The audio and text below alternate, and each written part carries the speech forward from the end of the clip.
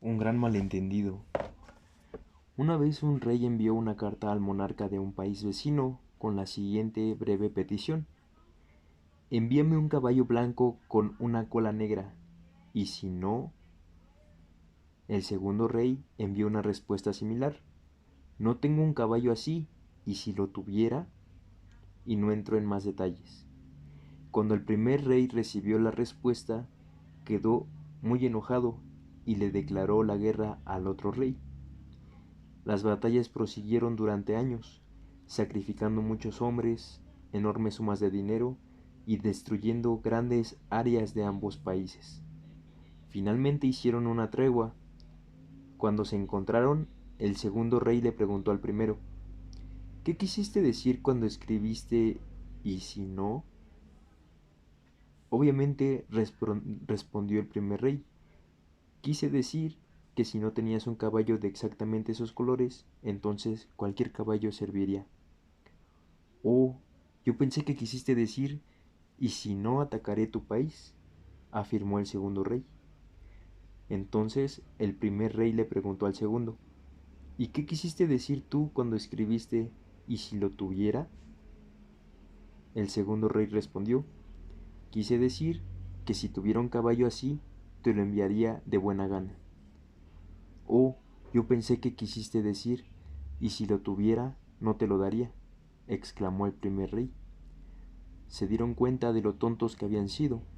Habían peleado una guerra tan solo porque no habían sido claros en sus cartas. Este relato deriva de la Mishnah 11 del capítulo 1 del Pirkei Avot, que es la siguiente. Abtalión dice: sabios, cuiden sus palabras, porque pueden hacerlos responsables de ser exiliados. Entonces podrían ser enviados a un lugar de aguas amargas e insalubres, que quiere decir ideas que les dañen la mente. Los estudiantes que los sigan a este lugar beberán de estas aguas amargas, malinterpretando la Torá, y morirán espiritualmente, haciendo que el nombre de Dios sea profanado.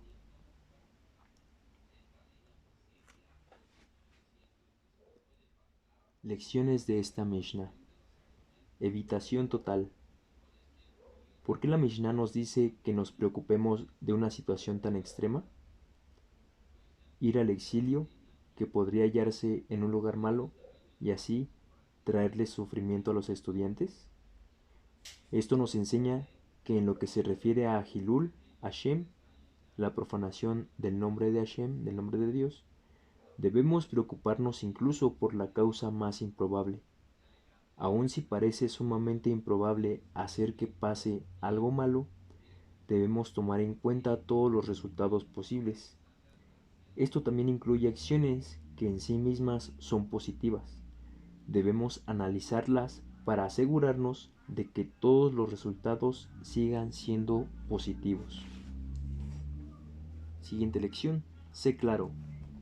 Es posible que a veces digas algo y descubras que la persona a quien le estabas hablando lo entendió de forma muy diferente. A veces se ofenden por tus palabras, aun cuando no hayas tenido tal intención.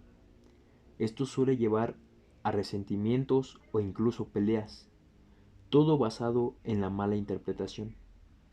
Por lo tanto, es muy importante que consideres atentamente cómo los demás podrían entender lo que dices. Transmite tu mensaje con mucha claridad, sin dejar lugar para las malas interpretaciones.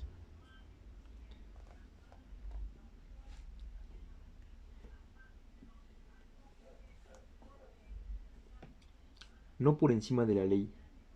También puede entenderse que esta Mishnah significa: sabios, cuídense en cumplir sus propias palabras. Incluso quien sea muy erudito y piadoso debe seguir los decretos que establecieron los sabios para protegernos de las transgresiones, aun si siente no necesitar aquella protección adicional. La Guemará enfatiza esto con un relato.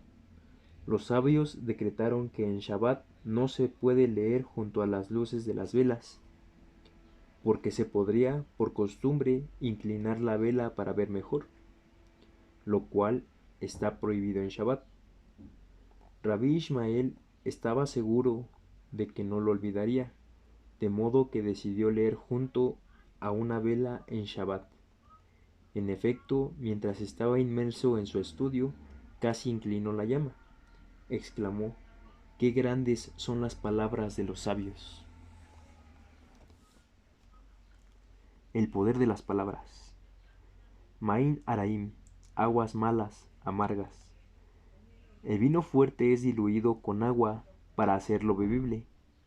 La Torá es comparada con el vino, mientras que las explicaciones empleadas para interpretarla están comparadas con el agua. Una disculpa, me quedé en... El vino fuerte es diluido con agua para hacerlo bebible. La Torá es comparada con el vino, mientras que las explicaciones empleadas para interpretarla están comparadas con el agua. De nuevo. El vino fuerte es diluido con agua para hacerlo bebible. La Torá es comparada con el vino, mientras que las explicaciones empleadas para interpretarla están comparadas con el agua. Es por esto que la Mishnah llama aguas malas a las malas interpretaciones de la Torá. Chispas de sabiduría, con amor y sobrecogimiento. La Mishnah nos dice que quienes malinterpretan las palabras de los sabios morirán, refiriéndose no a una muerte física, sino espiritual. La muerte espiritual es tan mala como la muerte física, sino peor. Tenemos que recordar ocuparnos de nuestra salud espiritual, tal como nuestra salud física. El mejor ejercicio espiritual es cumplir las mitzvot, los preceptos, con sentimientos de amor y sobrecogimiento ante Dios, lo cual se produce como resultado de aprender sobre su grandeza.